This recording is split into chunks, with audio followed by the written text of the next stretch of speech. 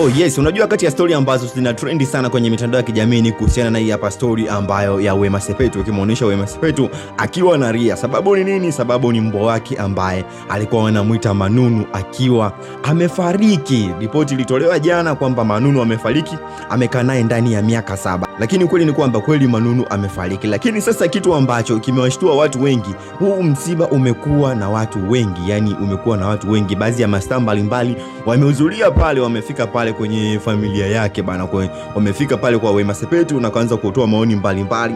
Kwa kwanza hapa aliyefika hapa alikuwepo anaitwa Steve Nyelele. Steve Nyelele amefika akatoa mchango wa lambilambi na pia akatoa ujumbe mzito kwamba hatimaye tumekupoteza Manunu wetu. Lakini mwingine alikuwepo Christina Shusho, yeye ameleta masiala kidogo, lakini ingawa kwa Wema Sepetu inauma, amesema kwamba kwani mchango ni shingapi wa lambilambi, mimi nataka nitoe ili angalau basi tukufariji Wema Sepetu. Lakini Mr. Mwanya kama unavyoelewa kwamba masiala yeye huaga ni muda wote, Mr. Mwanya yeye akacheka tu kwamba ili nalo acha lipite. Lakini na mitandao sasa maoni yamekuwa mengi kweli. Hapa tunamzungumzia Whozu ndo baba sasa wa familia ya Wema Sepetu.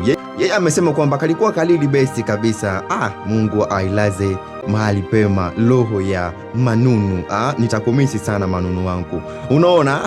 Hayo ni maoni ambayo ameyatoa Whozu. Sasa wana mitandao sasa wameanza na kasi. Wenyewe wanasema kwamba unajua kila mtu ana mawazo yake. Kuna wale ambao wanasema kwamba huu ni ushamba kabisa, yani haifai kwenye jamii kitu kama hiki. Lakini muda mwingine inaonyesha kama vile nini, kama kiburudani fulani hivi. Unajua unaweza kuchukulia kama ile jambo ni serious, kumbe kuna watu ambao wanatueditia bana. Huwezi kujua mambo ya mtandaoni hapa, kila mtu anakuja na mawazo yake. Lakini kuna mwingine hapa hajaandika jina, lakini amecomment kwamba ni bora kumheshimu mnyama kuliko mwanadamu, kwa sababu mnyama unaishi naye, utakaa naye, lakini mwanadamu utacheka naye, mwisho wa siku atakumaliza.